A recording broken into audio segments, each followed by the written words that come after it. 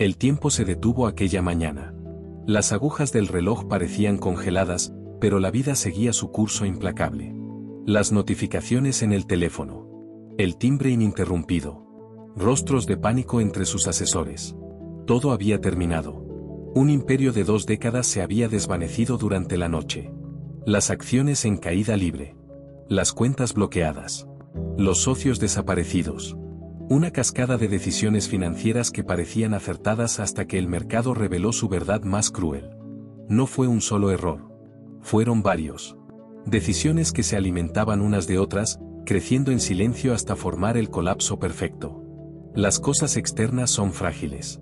Lo que depende de la fortuna puede ser arrebatado por la fortuna, había leído en Marco Aurelio. Palabras que resonaban ahora con una claridad dolorosa mientras observaba los números negativos multiplicarse en su pantalla. El auto de lujo aparcado frente a su mansión ya no le pertenecía. El reloj en su muñeca, tampoco. La casa que había diseñado durante años, mucho menos. Todo aquello que había usado para definirse ya no existía. Los mismos empresarios que alguna vez adularon su nombre ahora evitaban su mirada. Los medios que celebraban su visión ahora documentaban su caída con un placer apenas disimulado. Lo que había construido daba paso al vacío. Pero en medio del desastre, algo inquietante ocurrió. Mientras observaba cómo se llevaban sus posesiones, mientras firmaba papeles que cedían el control de sus empresas, mientras los mensajes de consuelo se transformaban en silencio, sintió un extraño momento de claridad. La pérdida material era total. La ruina financiera, completa. Pero algo quedaba intacto bajo ese derrumbe. Algo que ni los acreedores ni el mercado podían tocar. Algo que había estado allí desde antes de la riqueza y permanecía después de ella. El mismo. Los estoicos lo sabían, distinguir entre lo que podemos controlar y lo que no. La fortuna nunca fue suya para controlar. Pero su respuesta ante la pérdida, sí. Esa noche, sentado en el suelo vacío de lo que fue su despacho, comprendió que estaba ante 2 caminos, rendirse a la desesperación o aceptar esta nueva realidad como un campo de pruebas para su verdadero carácter. Al fin y al cabo, como escribió Séneca, no es pobre quien tiene poco, sino quien desea más. Y mientras lo perdía todo, algo comenzaba a nacer dentro de él. El silencio tiene un peso. Lo entendió cuando las últimas pisadas abandonaron su vida. Cuando el teléfono dejó de sonar. Cuando el correo quedó vacío de invitaciones. Cuando las redes sociales se convirtieron en un desierto hostil. Un apartamento minúsculo reemplazó la mansión. Una cama sencilla, la suite master. Una mesa plegable, el escritorio de roble. Y el silencio, la banda sonora constante de su nueva realidad. Pero la verdadera soledad no estaba en las paredes vacías. Estaba en las ausencias humanas. En quienes desaparecieron con la primera noticia. En las llamadas sin respuesta. En los mensajes leídos pero ignorados. ¿Dónde están todos?, se preguntó una tarde. La respuesta era simple y dolorosa: estaban donde siempre habían estado. Junto al éxito, la influencia y el dinero. Nunca junto a él. La soledad reveló la verdad de cada relación. Mostró sin piedad quiénes habían estado conectados a su billetera y quiénes a su esencia. Los primeros se habían esfumado. Los segundos, ¿existieron alguna vez? Mientras caminaba por calles que antes recorría en auto de lujo, recordó a Epicteto: la soledad es un estado del alma, no una cuestión de estar solo físicamente. Ahora entendía esas palabras con una claridad brutal. La independencia emocional se volvió necesidad. No por elección, sino por supervivencia. Sin nadie que lo validara, sin aplausos externos, sin admiración, ¿quién era realmente? En noches interminables, la mente bombardeaba preguntas incómodas. ¿Valió la pena sacrificar relaciones genuinas por conexiones transaccionales? ¿Cuánto de su tiempo había invertido en impresionar a personas que ahora ni siquiera preguntaban cómo estaba? Pero la filosofía estoica susurraba en su interior: considera que estás actuando en un drama cuyo director decide tu papel. Este era su papel ahora. La soledad no era castigo, sino escenario para conocerse verdaderamente. Las madrugadas se hicieron largas. El eco de sus propios pensamientos, ensordecedor. Sin distracciones ni ruido social, se enfrentó al visitante más incómodo, él mismo. Su verdadero yo, desnudo de títulos, posesiones y admiración externa. Poco a poco, la soledad dejó de ser enemiga. Se convirtió en maestra. En el silencio comenzó a distinguir su voz auténtica de aquella que había construido para complacer expectativas ajenas. Y en la ausencia de todos, descubrió la presencia más importante, la propia. La que siempre estuvo, pero que el ruido del éxito había silenciado durante décadas.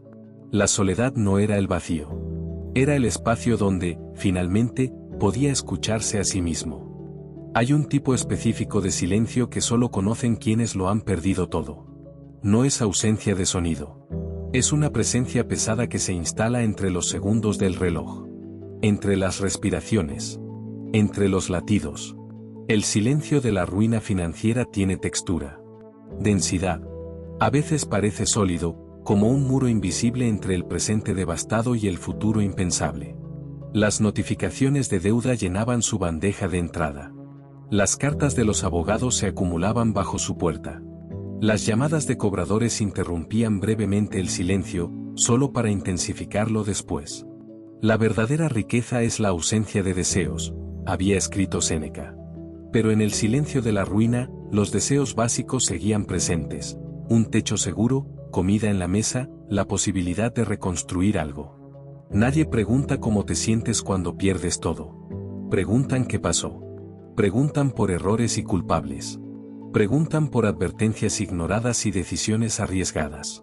Pero nunca por el silencio que habita dentro. El silencio se hizo rutina. Mañanas contemplando una taza de café barato.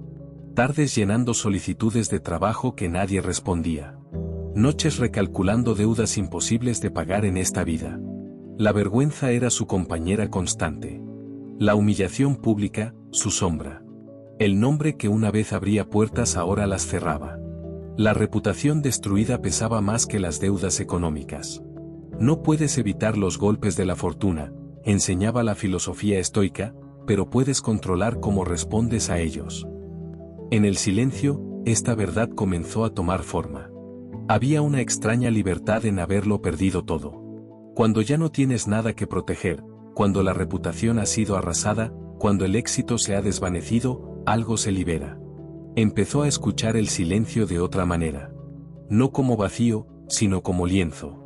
No como ausencia, sino como posibilidad. No como castigo, sino como espacio de reconstrucción. En medio del desastre económico, algo estaba intacto: su capacidad de observar. De pensar. De elegir una respuesta ante circunstancias que no podía controlar. El silencio de la ruina seguía allí. Pero ahora, entre sus pliegues, encontraba momentos de claridad. De lucidez implacable sobre quién había sido y quién podría ser ahora. La ruina financiera había impuesto un silencio. Pero en ese silencio, una voz interior comenzaba a hablar con una autoridad que ninguna cuenta bancaria podría otorgar jamás. Soy el CEO de. Así comenzaban sus presentaciones. Fundador da. Así lo anunciaban. El visionario detrás de. Así escribían sobre él. Hasta que un día, todas esas etiquetas desaparecieron. La crisis financiera no solo devoró su patrimonio. Se llevó consigo algo más profundo: la identidad construida durante décadas. El personaje al que había dado vida con tanto esfuerzo. Frente al espejo, la pregunta era inevitable: sin esos títulos, sin esas posesiones, sin esa influencia, ¿quién quedaba realmente? La pérdida de identidad llegó como una muerte pequeña. Murió el hombre de negocios exitoso. Murió el líder visionario. Murió el millonario admirado. En su lugar quedó un desconocido con su mismo rostro. Los estoicos lo advertían: identificarse con lo externo es construir sobre arena. No estás perturbado por las cosas, escribió Epicteto, sino por las opiniones que tienes sobre ellas. Y su opinión sobre sí mismo estaba devastada. Las rutinas que daban forma a sus días se habían esfumado. Las reuniones con inversionistas. Las decisiones estratégicas. Las entrevistas con medios especializados. Sin esa estructura, el tiempo se volvió una masa amorfa e intimidante. Cada mañana traía la misma pregunta: ¿y ahora qué? ¿Quién soy sin todo aquello que me definía? ¿Existe un yo independiente del éxito y las posesiones? La sensación de impostura crecía. Como si hubiera estado interpretando un papel durante años, y de repente, el telón hubiera caído revelando que ni siquiera él sabía quién era realmente detrás del personaje. La filosofía estoica ofreció el primer rayo de luz, distinguir entre juicios y hechos. El hecho había perdido su empresa. El juicio había perdido su valor como ser humano. Uno era realidad. El otro, una interpretación destructiva. Lentamente, como quien tantea en la oscuridad, comenzó a separar su identidad de sus circunstancias. A distinguir entre lo que hacía y lo que era. Entre éxito externo y valor interno. La pregunta se transformó. ¿De quién soy ahora a quién quiero ser? De lamentar la identidad perdida a contemplar la posibilidad de construir una nueva, más auténtica, menos dependiente de lo externo. Marco Aurelio había escrito, dentro de poco serás nadie y en ninguna parte. La identidad, incluso la más sólida, es temporal. Transitoria. Reconocerlo no era consuelo, sino liberación. En el vacío dejado por las etiquetas perdidas, algo nuevo empezaba a germinar. Una identidad no basada en títulos ni posesiones, sino en valores. No en logros, sino en carácter. No en lo que tenía, sino en quién era. El hombre que emergía de las cenizas de la identidad anterior era desconocido. Pero, por primera vez, se sentía auténtico. Hay una fuerza que el dinero no puede comprar. Que las posesiones no pueden otorgar. Que el éxito externo no garantiza. Una fuerza que permanece cuando todo lo demás se ha desvanecido. La descubrió una tarde, sentado en un parque público, observando cómo una tormenta doblaba los árboles sin quebrarlos. Flexibles, resistance, enraizados. Permanecían donde estaban, adaptándose a la furia del viento. ¿Qué nos sostiene cuando la tormenta arrasa todo lo visible? La pregunta reverberaba mientras la lluvia empapaba su única chaqueta decente. Durante años, su fuerza pareció provenir de fuentes externas. Del poder que otorga el dinero. De la seguridad que brindan las posesiones. Del respeto que genera la influencia. Pero esas fuentes se habían secado. La verdadera fortaleza interior se revela no cuando todo va bien, sino cuando todo parece perdido. Las palabras de Séneca cobraron un nuevo significado mientras caminaba de regreso a su modesto apartamento. Los días pasaban en una rutina de supervivencia básica. Buscando trabajo. Negociando deudas. Contando monedas para el transporte público. En esa precariedad, descubrió una resistencia que no sabía que poseía. La fortaleza interior no era grandilocuente ni heroica. Era silenciosa y cotidiana. Estaba en levantarse cada mañana a pesar del desánimo. En mantener la dignidad ante miradas de lástima. En perseverar cuando todo indicaba que era inútil. Lo que los estoicos llamaban virtud comenzaba a materializarse en su experiencia diaria. No como concepto abstracto, sino como práctica necesaria. La sabiduría para discernir. El courage para enfrentar. La templanza para moderar. La justicia para relacionarse. Sin recursos externos, esas virtudes se convertían en su único capital. En su verdadera fortaleza. Un encuentro casual con un antiguo empleado puso esta fuerza a prueba. La vergüenza amenazaba con paralizarlo. El orgullo herido gritaba que se escondiera. Pero algo más profundo lo mantuvo erguido, sosteniendo la mirada, asumiendo la realidad sin disfraces. La filosofía estoica no ofrecía escapismo, sino confrontación. No desees que las cosas ocurran como tú quieres, sino deséalas como realmente ocurren, y serás feliz. Cada rechazo laboral, cada puerta cerrada, cada antiguo contacto que lo ignoraba, todo se convertía en entrenamiento para esta nueva fuerza. Una que no dependía de circunstancias favorables para manifestarse. Lentamente, una certeza se instaló en su interior. Había algo en el que las circunstancias no podían quebrar. Una esencia que permanecía intacta a pesar de la devastación externa. Esta fortaleza no era invulnerabilidad. No era ausencia de dolor o miedo. Era capacidad de contener ambos sin derrumbarse.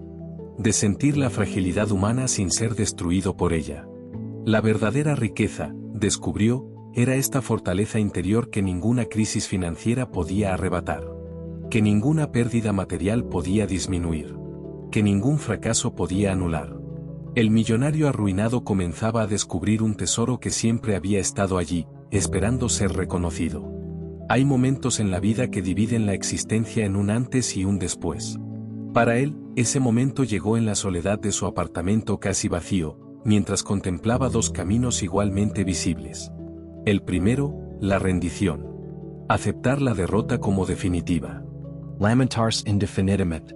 Convertirse en la trágica historia del millonario que lo perdió todo. El segundo, la resistencia. No contra lo inevitable, sino contra la narrativa de fracaso final. Contra la idea de que el valor de una vida se define por su peor momento. La vida no es esperar a que pase la tormenta, reflexionó, es aprender a bailar bajo la lluvia.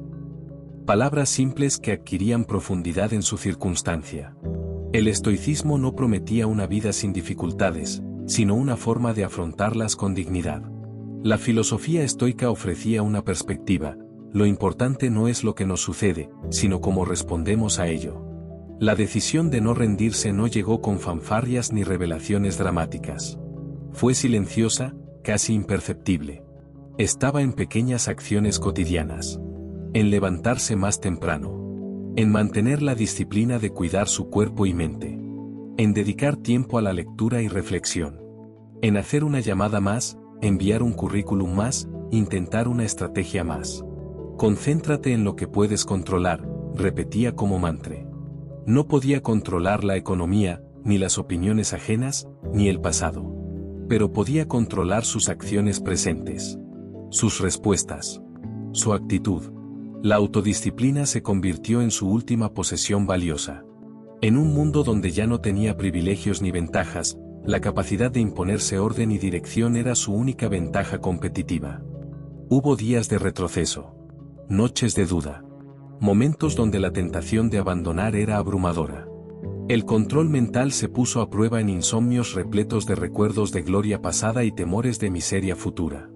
No son las cosas las que nos perturban, había escrito Epicteto, sino nuestras interpretaciones sobre ellas. Cambiar la narrativa se volvió esencial. No era la víctima de una caída financiera. Era el protagonista de una historia de reinvención. Cada mañana escribía 3 páginas a mano. No sobre lamentos ni quejas, sino sobre posibilidades y planes concretos. Sobre aprendizajes y estrategias. Sobre pequeñas victorias que nadie más veía. La resiliencia no era un estado, descubrió, sino una práctica diaria. Un músculo que se fortalecía con cada decisión consciente de no rendirse ante la adversidad. Un día, mientras esperaba en una fila para una entrevista de trabajo, se encontró pensando no en lo que había perdido, sino en lo que estaba construyendo. No en quién había sido, sino en quién estaba decidiendo ser ahora. La decisión de no rendirse transformó gradualmente su relación con la pérdida. Lo que parecía el final de todo comenzaba a revelarse como el inicio de algo diferente. Algo imprevisto. Algo potencialmente más valioso que lo perdido. Como escribió Marco Aurelio, el impedimento para la acción avanza la acción. Lo que se interpone en el camino se convierte en el camino. Y así, paso a paso, día a día, decisión a decisión, comenzó a transitar ese nuevo camino. La palabra millonario había definido su identidad durante tanto tiempo que ahora sonaba como un eco distante. Una etiqueta perdida. Un espejismo evaporado. En su nuevo apartamento, pequeño y funcional, la pregunta emergió: ¿qué significa realmente ser rico? ¿Qué constituye la verdadera riqueza?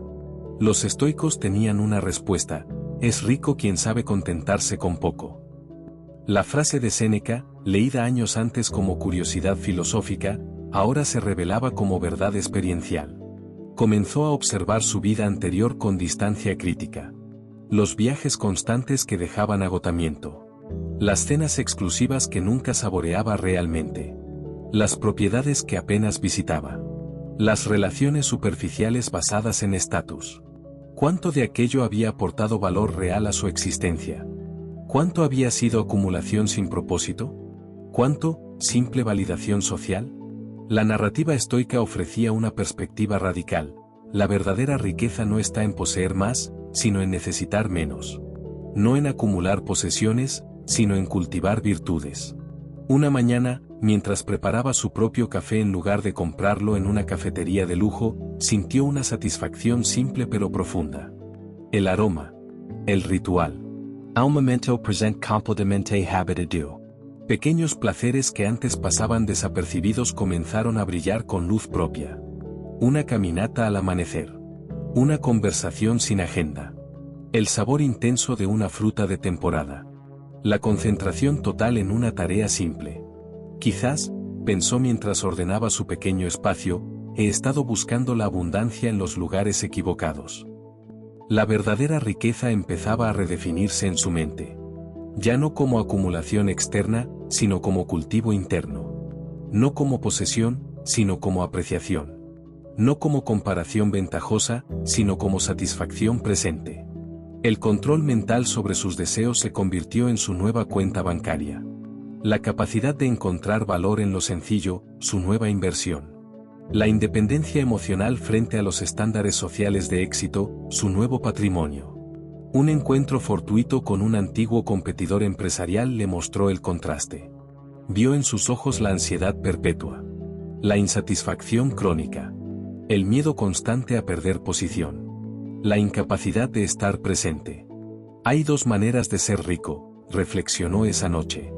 Teniendo más o deseando menos.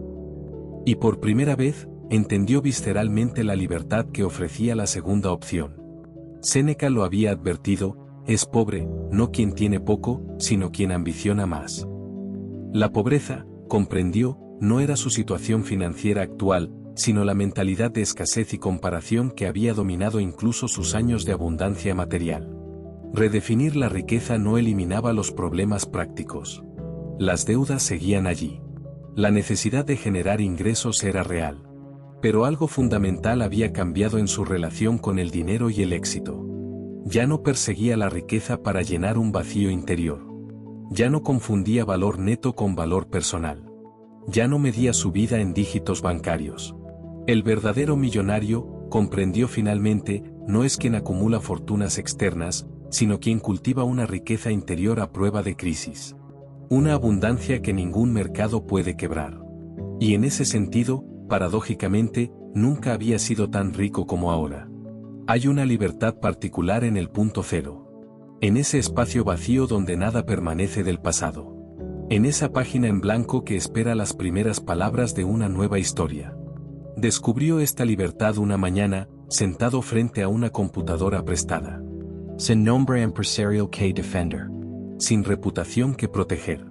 Sin expectativas que cumplir.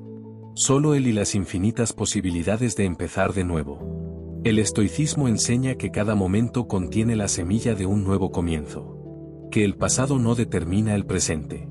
Que siempre es posible reconstruirse desde los fundamentos. Considera que cada día es un nuevo inicio de vida, había escrito Marco Aurelio. Palabras que ahora resonaban con un significado práctico inmediato. Comenzar de nuevo implicaba despojarse de la nostalgia por lo perdido. De la identidad anterior. De la creencia de que su mejor momento había quedado atrás. Era abrazar el presente con atención plena y el futuro con posibilidad abierta. Elaboró un plan modesto pero concreto. No para recuperar lo que había tenido, sino para construir algo diferente. Algo basado no en la acumulación desenfrenada, sino en el valor sostenible. No en la apariencia externa, sino en la sustancia real. La autosuperación adquirió un significado completamente nuevo. Ya no era superar a otros o a su versión anterior en términos de éxito visible. Era superar sus propias limitaciones internas. Sus miedos. Sus patrones destructivos. Sus dependencias emocionales. Las semillas de un nuevo proyecto comenzaron a germinar. No un imperio comercial, sino una iniciativa que combinaba su experiencia anterior con su nueva comprensión del valor. Una que ayudaría a otros a navegar crisis similares sin perder su esencia en el proceso. Cada día era un pequeño renacimiento. Cada decisión, un ladrillo en la construcción de una identidad más auténtica. Cada interacción, una oportunidad para vivir desde valores reales en lugar de apariencias calculadas. El desarrollo personal ya no era una estrategia para obtener más, sino una práctica para ser más. Para habitar plenamente su humanidad en lugar de esconderla tras máscaras de éxito. La fortaleza interior que había descubierto en la adversidad se convirtió en su capital inicial. La resiliencia cultivada en tiempos oscuros, en su ventaja competitiva. La claridad mental nacida del sufrimiento, en su nueva visión estratégica. No es lo que nos sucede, recordaba constantemente, sino cómo respondemos a ello. Y su respuesta ahora era clara: transformar la pérdida en lección, la crisis en oportunidad, el final en nuevo comienzo. Un antiguo mentor, de los pocos que permanecieron después de la caída, le dijo algo que quedaría grabado: antes construiste desde la ambición. Ahora estás construyendo desde la sabiduría. Esa es la diferencia que lo cambiará todo. Empezar de nuevo no significaba negar el pasado, sino integrarlo. No era fingir que la caída nunca ocurrió, sino reconocer cómo lo había transformado. No era simular fortaleza, sino reconocer la vulnerabilidad como parte de su nueva historia. La filosofía estoica no promete una vida sin dificultades, sino una manera de encontrar significado en ellas. De usar cada obstáculo como materia prima para el crecimiento. Y en ese proceso de reconstrucción diaria, descubrió que empezar de nuevo no era una condena. Era, quizás, el mayor privilegio. La oportunidad de crear una vida más consciente, más auténtica y, paradójicamente, más próspera en lo verdaderamente esencial. La autodisciplina había sido siempre parte de su vida. La usó para construir su imperio. Para madrugar cuando otros dormían. Para tomar decisiones difíciles cuando otros postergaban. Para mantener el rumbo cuando otros se distraían. Pero ahora, en la austeridad de su nueva vida, la autodisciplina adquiría un significado completamente diferente. Ya no era herramienta para la acumulación externa. Era ancla para la estabilidad interna. Sin estructuras corporativas que organizaran su tiempo. Sin asistentes que facilitaran su día. Sin expectativas externas que mantuvieran su motivación, solo quedaba el frente a sí mismo. La libertad, había dicho Epicteto, no se alcanza satisfaciendo deseos, sino eliminándolos. La autodisciplina se revelaba ahora como el camino hacia esa libertad interior. Creó una rutina austera pero efectiva. Madrugaba para aprovechar las horas de mayor claridad mental. Dedicaba tiempo al ejercicio físico, no por vanidad como antes, sino por salud mental y resistencia. Leía con voracidad, no para impresionar en conversaciones, sino para nutrir su pensamiento. Cada día, enfrentaba pequeñas decisiones que ponían a prueba su capacidad de autocontrol. Entre gastar en un café costoso o ahorrar para necesidades reales. Entre indulgir en autocompasión o mantener la determinación. Entre buscar distractions o confrontar realidades incomodas. La autodisciplina se manifestaba en esas microdecisiones cotidianas. En la capacidad de elegir deliberadamente en lugar de reaccionar impulsivamente. El hombre que tiene autodominio, escribió Séneca, es libre. Y en medio de restricciones externas nunca antes experimentadas, comenzó a descubrir una libertad interior que el dinero nunca le había proporcionado. La tentación de abandonar aparecía constantemente. De ceder al resentimiento. De culpar a otros. De justificar errores. De buscar atajos éticamente cuestionables para recuperar posición. El control mental se convirtió en práctica diaria. En observar pensamientos destructivos sin identificarse con ellos. En dirigir conscientemente la atención hacia lo constructivo. En elegir perspectivas que empoderaran en lugar de victimizar. Paradójicamente, esta disciplina interna generaba una sensación de riqueza que sus millones nunca habían producido. La riqueza de ser dueño de sí mismo. De sus respuestas. De su enfoque. De su actitud ante circunstancias adversas. Un antiguo socio, sorprendido por su aparente serenidad en medio del desastre financiero, le preguntó su secreto. No es que no sienta el golpe, respondió. Es que he aprendido a dirigir mi mente para que el golpe no me dirija a mí. El estoicismo enseña que la verdadera prosperidad no está en lo que poseemos, sino en nuestra capacidad de usar correctamente las impresiones que recibimos. De responder a lo externo desde un centro interno estable. Día tras día, esa autodisciplina construía algo más valioso que cualquier fortuna material, un carácter resistente a las circunstancias cambiantes. Una identidad no basada en lo que tenía, sino en quien elegía ser cada día. Esta era la riqueza que ninguna crisis podía arrebatar. Que ninguna bancarrota podía disminuir. Que ningún juicio externo podía devaluar. La autodisciplina, comprendió finalmente, no era medio para un fin externo. Era el fin mismo. La manifestación tangible de su libertad interior. La prueba viviente de que, aunque lo había perdido todo externamente, lo esencial permanecía intacto. Las cicatrices cuentan historias. No solo de heridas, sino de supervivencia. No solo de dolor, sino de curación. No solo de pérdida, sino de reconstrucción. 2 años habían pasado desde aquel día en que lo perdió todo. 2 años de travesía por el desierto. De reconstrucción silenciosa. De transformación interior que ahora comenzaba a manifestarse externamente. No había recuperado los millones. No había reconstruido el imperio empresarial. No había regresado a las portadas de revistas económicas. Pero había vuelto. De otra manera. Con otra sustancia. Con otra misión. El obstáculo se convierte en el camino, había escrito Marco Aurelio. Y su camino, forjado a través de obstáculos aparentemente insuperables, lo había llevado a territorios que jamás hubiera explorado desde el confort de su éxito anterior. Un pequeño despacho reemplazaba ahora la suite ejecutiva. Una docena de clientes sustituía a los miles de empleados. Un propósito claro ocupaba el lugar de la ambición desenfrenada. Se había reinventado como asesor de personas en crisis financieras y existenciales. Alguien que podía tender un puente entre el mundo del éxito material y el desarrollo interior. Que podía traducir el estoicismo antiguo a soluciones para problemas modernos.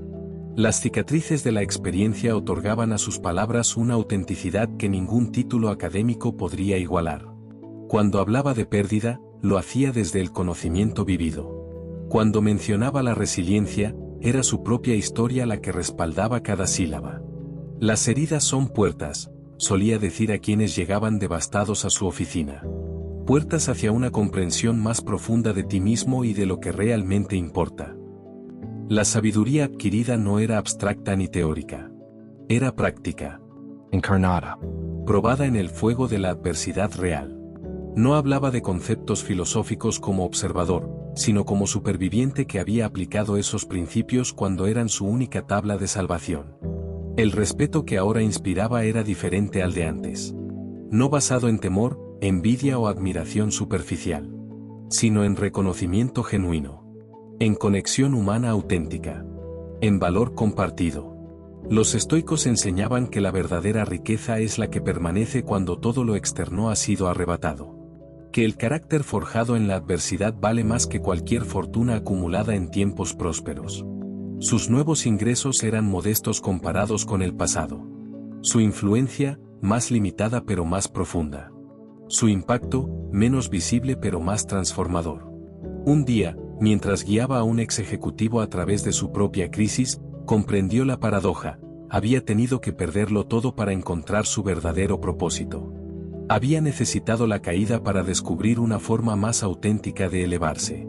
No somos lo que nos sucede, explicaba frecuentemente, sino lo que elegimos hacer con lo que nos sucede. Y su elección había sido transformar la devastación personal en servicio a otros que atravesaban sus propios infiernos. La narrativa estoica de su vida ya no era privada. Se había convertido en su mensaje principal. En su oferta al mundo. En su forma de crear valor desde la experiencia del vacío. Las cicatrices seguían ahí. Momentos de inseguridad. Recuerdos dolorosos. Deudas aún por saldar. Pero ya no definían su identidad. Eran parte de su historia, no la totalidad de su presente. La sabiduría no había llegado como revelación instantánea, sino como fruto lento de reflexión constante. De aplicación diaria de principios estoicos que antes había leído con interés intelectual y ahora vivía como necesidad existencial. El regreso nunca es al mismo lugar, reflexionaba mientras cerraba su oficina una tarde. Porque uno nunca es el mismo después de atravesar el fuego. Y en ese nuevo territorio, desconocido para su yo anterior, había encontrado algo más valioso que todo lo que había perdido: la capacidad de crear significado a partir del sufrimiento. De transformar la pérdida en propósito. De convertir las cenizas en tierra fértil. El liderazgo tiene muchas fuentes. El poder. La autoridad. El carisma. La experiencia. Pero existe un tipo particular de liderazgo que solo surge de las profundidades de la pérdida. Del vacío. del fracaso abismo. Lo descubrió sin buscarlo. Comenzó como un pequeño grupo de personas en situaciones similares que se reunían para compartir experiencias. Empresarios quebrados. Ejecutivos despedidos. Profesionales en crisis. No pretendía liderarlos. Solo ofrecer lo que había aprendido. Compartir herramientas que funcionaron en su propio proceso. Traducir principios estoicos a prácticas concretas para tiempos de adversidad. Pero algo sucedió en esas reuniones. Su voz, despojada de pretensión y barnizada por experiencia real, resonaba de manera diferente. Sus palabras no prometían éxito fácil ni glorificaban el sufrimiento. Simplemente iluminaban caminos posibles a través de la oscuridad que todos conocían. El verdadero liderazgo, comprendió, no consiste en estar por encima de otros, sino en caminar junto a ellos por territorios difíciles que uno ha atravesado primero. La filosofía estoica, con su énfasis en distinguir lo que podemos controlar de lo que no, se convirtió en brújula compartida. En lenguaje común para nombrar experiencias que parecían inefables. En estructura para contener el caos de vidas desmoronadas. Lideraba ahora desde un lugar de vulnerabilidad reconocida. De humanidad compartida. De heridas transformadas en sabiduría. No desde la ilusión de invulnerabilidad que su riqueza anterior había proyectado. El grupo creció orgánicamente. De reuniones informales a una comunidad estructurada. De conversaciones espontáneas a programas sistemáticos. De apoyo mutuo a proyectos concretos que impactaban a otros en situaciones similares. Los participantes no solo reconstruían sus vidas individuales. Comenzaban a reimaginar sistemas económicos y sociales más resilientes. Más humanos. Menos dependientes de la acumulación como única medida de valor. No lideró porque tenga todas las respuestas, explicaba frecuentemente. Lideró porque he aprendido a formular mejores preguntas. A cuestionar asunciones que nos limitan. A imaginar posibilidades donde otros solo ven ruinas. La independencia emocional que había cultivado en soledad ahora se convertía en fundamento para un tipo diferente de influencia. No basada en poder sobre otros, sino en poder con otros. No en admiración distante, sino en respeto cercano. Un periodista que había documentado su caída años atrás lo contactó para una entrevista. Esperaba la clásica historia de redención financiera. De regreso a las grandes ligas empresariales. En cambio, encontró algo diferente. Un hombre que medía el éxito con parámetros completamente distintos a los convencionales. La verdadera influencia, explicó al sorprendido reportero, no se mide en la capacidad de que otros hagan lo que tú quieres, sino en la capacidad de inspirar a otros a descubrir lo que realmente quieren. Lo que realmente importa cuando todo lo superficial se ha desvanecido. El desarrollo personal que había iniciado como necesidad de supervivencia ahora se expandía hacia una visión de desarrollo colectivo. De transformación social basada en valores que trascendían la acumulación material. Los principios estoicos de virtud, autodominio y aceptación de lo inevitable se convertían en pilares para un modelo de liderazgo adaptado a tiempos de incertidumbre. A un mundo donde las crisis ya no eran excepcionales sino constantes. No lideraba desde promesas de crecimiento perpetuo. Lideraba desde la aceptación de la fragilidad inherente a todo sistema humano. No desde la negación del fracaso, sino desde su integración como parte inevitable del proceso. El verdadero líder, reflexionaba mientras observaba a su comunidad crecer en profundidad e impacto, no es quien nunca cae. Es quien muestra cómo levantarse. No quien evita la oscuridad, sino quien encuentra senderos a través de ella. Y ese liderazgo, nacido de las cenizas de su imperio anterior, comenzaba a iluminar posibilidades que jamás hubiera vislumbrado desde la cima de su éxito pasado. El verdadero legado no se mide en monumentos físicos. Ni en fortunas heredables. Ni en nombres grabados en edificios. El verdadero legado vive en las vidas tocadas. En las mentalidades transformadas. En las posibilidades abiertas para otros. 5 años habían pasado desde aquel día en que el imperio se derrumbó. 5 años de travesía por el desierto interior y exterior. De muerte y renacimiento. De pérdida y descubrimiento. No había recuperado la fortuna material.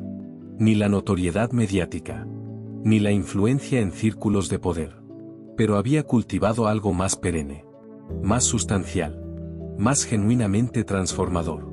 Su legado tomaba forma en historias de personas que habían encontrado camino a través de su ejemplo. Ejecutivos que aprendieron a separar su valor personal de sus títulos.